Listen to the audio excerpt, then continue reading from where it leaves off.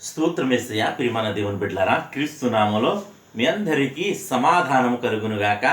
ఆమేన్. ప్రతి దినము దేవుని వాగ్దానం అనే ఆత్మీయ చక్కటి కార్యక్రమంలో మిమ్మల్ని ప్రేమపూర్వకంగా ఆహ్వానిస్తున్నాను. దేవుని బిడ్డలారా, ఎలా ఉన్నారు? బాగున్నారా? ఉదయాన్నే లేచారా? ప్రార్థన చేసుకున్నారా?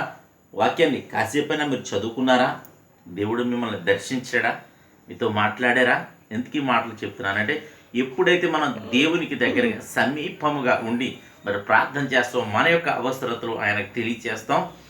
అలాగే ఎప్పుడైతే నీవు వాక్యాన్ని చదువుకుంటావో, ప్రభువే నీతో సాక్షాత్తు ఆ వాక్యం ద్వారా వాక్యమై ఉన్న దేవుడు నీతో మాట్లాడతాడు కనుక నిన్ను దర్శిస్తాడు. అదే సందర్భంలో నిన్ను బలపరుస్తాడు. అదే సందర్భంలో నిన్ను మరి తగిన ఆలోచన చేత నీకు కలిగిన పరిస్థితులు, ఇబ్బందులను బట్టి నువ్వు ఏ విధంగా నడుచుకోవాలో, ఏ విధంగా మాట్లాడాలో సమస్తమును నీకు తెలియచేసి నిన్ను ముందుకు నడిపిస్తాడు. కనుక ప్రియమైన దేవుని బిడ్డలారా, ప్రతి ఒక్కరూ దేవునికి దగ్గరగా జీవించడానికి, దేవునితో నడవడానికి ప్రయత్నం చేయండి. ఎందుకు ఈ మాటలు చెప్తున్నాడు? దేవుడు మిమ్మల్ని విడువక మేము ఎడల కృప చూపిస్తున్నాడు. ఎందుకు విడువక కృప చూపిస్తున్నాడంటే, ఆయన నిన్ను ప్రేమిస్తున్నాడు. దేవునికి స్తోత్రం, హల్లెలూయా. మరి ఈ సంగతిని నువ్వు మర్చిపోకూడదు. ఆయన నిన్ను ప్రేమిస్తున్నాడు కనుకనే మరి అనేకమైనది సేవకులు ఉన్నాను, అనేక చోట్ల వాక్యం ప్రకటించబడుతున్నాను. మరి యూట్యూబ్ ద్వారా గొప్ప గొప్ప సేవకులు వాక్యాలు అందిస్తున్నప్పటికీ, అలాగే మరి టీవీలు కావచ్చు, సభల ద్వారా కావచ్చు, మరి వాట్సాప్, యూట్యూబ్ ద్వారా మరి షేర్ చాట్ల ద్వారా అనేక మంది గొప్ప గొప్ప సేవకులు మరి వాక్యాన్ని అందిస్తూ ఉన్నారు. అయినప్పటికీ మరి దేవుడు ఎందుకో ఈ దీనుణ్ణి కూడా ప్రేరేపించి దర్శనమిచ్చి మరి మీకు ఈ వాగ్దానాన్ని ఇవ్వడానికి కృప చూపిస్తున్నాడంటే, మరి మీలో ఎవరినో ఒకరిని బలపరచడానికి మరి నన్ను వాడుకుంటున్నాడు కనుక మరి ఈ వాక్యాన్ని మీరు నిర్లక్ష్యం చేయొద్దు. ప్రతి ఒక్కరూ ప్రార్థనలు ఏకీభించండి. ఈ వాగ్దానం నా కోసమే అని మీరు ప్రార్థనలో ఏకీభించినప్పుడు ఈ వాగ్దానం మీ జీవితంలో నెరవేరుతుంది. ఎందుకంటే ఎంతమంది చెప్పినప్పటికీ ఇది కేవలం దేవుని వాక్యం, దేవుని వాక్కు. మేము మనుషులుగా మేము ఏమి కాదు, కానీ మిమ్మల్ని బలపరిచేది దేవుని వాక్యము అని తెలియచేస్తూ ప్రతి దినము దేవుని వాగ్దానం అని ఆత్మీయ చక్కటి కార్యక్రమంలో వాగ్దానాన్ని చదువుతున్నాను. ఇర్మియా గ్రంథము 31వ అధ్యాయము 12వ వచనం. వారు వచ్చి సియోను కొండ మీద ఉత్సాహధ్వని చేతురు. దేవునికి స్తోత్రం. యెహోవా చేయు ఉపకారమును బట్టి, గోధుమలను బట్టి, ద్రాక్షారసమును బట్టి, తైలమును బట్టి, గొర్రెలకును పశువులకును పుట్టు పిల్లను బట్టి సమూహములుగా వచ్చేదరు. వారికెన్నటికి కృషింపక నీళ్లు పారు తోట వలె ఉందురు. దేవునికి స్తోత్రం. ఆమెను చెప్తామా? హల్లెలూయా.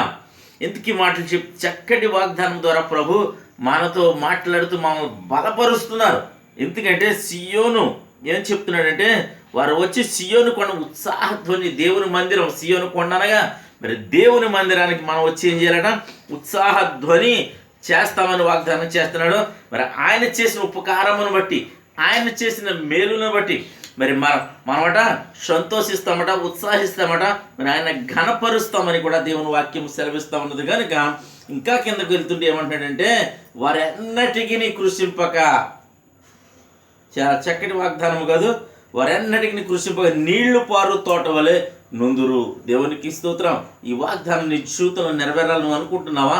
నువ్వు అనుకుంటే మరి జరిగిపోదు. కానీ నీవు దేవునికి సమీపంగా ఉండి దేవునికి దగ్గరగా జీవించి ఆయన స్తుతించి ఘనపరిచి మరి ఈ వాగ్దానం ప్రభు నువ్వు నాతో మాట్లాడుతున్నావు, నన్ను బలపరుస్తున్నావు, ఈ వాక్యమందు నువ్వు విశ్వాసం నుంచి మరి ప్రార్థించగలిగితే ఈ వాగ్దానం నీ సొంతం.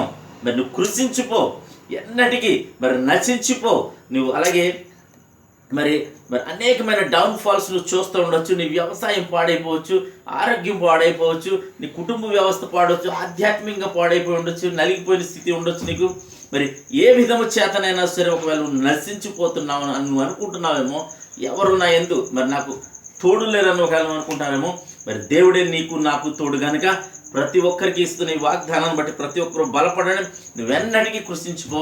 నీ వ్యాపారం మరి వృద్ధి చెందబోతుంది. ఆరోగ్యం మరి మరలా నీకు నూతనమైన ఆరోగ్యం దేవుడు ఇవ్వబోతున్నాడు. అనారోగ్యం తీసివేసి, అలాగే నీ వ్యాపారాల్లో మరి ఆశీర్వాదం చూడబోతున్నావు. గర్భఫలం లేకపోతే గర్భఫలం చూడబోతున్నావు. వివాహాలు జరగలేదని నువ్వు అనుకుంటున్నావు, కానీ దేవుడు చక్కటి సంబంధాన్ని అనుగ్రహించి నీకు మరి వివాహం జరిపించబోతున్నాడు. అలాగే ప్రతి విషయంలో దేవుడు నీ కార్యం చేసి మరి స్కూల్లో ఎగ్జామ్స్లో పాస్ అవ్వబోతున్నావు. అలాగే మరి ఫీజు కట్టలేని పరిస్థితి కొందేమో దేవుడు నీతో ఫీజు కట్టించబోతున్నాడు.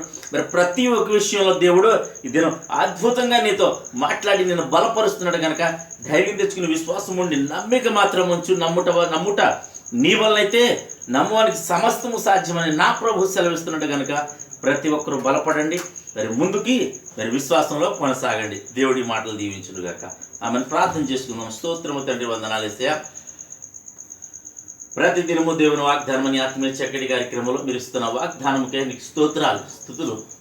వరన్నటికి నీకు అన్నట్టు కృషించపోకనైనా నీరు పారు తోట వలె ఉందురు అంటున్నావు ప్రభా. ఎంతమంది ప్రజలు యూట్యూబ్ ద్వారా, షేర్ చాట్ ద్వారా, ఫేస్బుక్ ద్వారా నా తండ్రి ఈ ప్రార్థనలు చూపిస్తున్న వారందరి జీవితాల్లో నా తండ్రి ఈ వాగ్దానం నెరవేర్చమని, నాయన సంఘాలు ఉన్న సేవకులను బలపరచమని, వివాహం కాని వారికి వివాహాలు జరిపించమని ప్రభువా.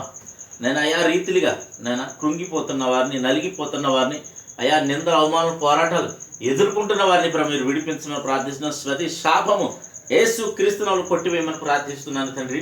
అలాగే తండ్రి ఇక ఎంతమంది ప్రజలు నాయన ఉన్నారు ఆయా అవసరతల నిమిత్తం ప్రతి ఒక్కరి అవసరాలు తీర్చమని, ప్రయాణాలు రాకపోకలు సమస్తంలో మీరు తోడేయండి మనం ప్రార్థిస్తూ ఈ దినం ఎవరిది మ్యారేజ్నో బర్త్డేనో బిడ్డలు యేసు క్రీస్తునామములో దీవిస్తున్నాం ప్రభా. మీరు దీవించమని, ఈ సంవత్సరం అంతా ఈ దయ కిరీటం ఉంచమని, వారిపై ఉంచమని, ఈ కొద్దిపాటి ప్రార్థన మీ పాసని చేసుకుని ప్రతిఫలం దయచేయమని యేసు నామములో ప్రార్థన అడుగు పొందుకుని అన్నాం పరమ తండ్రి. ఆమేన్. నేను నమ్ముతున్నాను ప్రియమంది బిడ్డలారా, ప్రభు మనల్ని ఇది ప్రత్యేకంగా బలపరచడి వాగ్దానాలన్నీ నీ కోసమే, ఆశీర్వాదాలన్నీ నీ కోసమే అని మరి తెలియచేస్తూ దేవుడి మాటలు దీవించును గాక. ఆమేన్.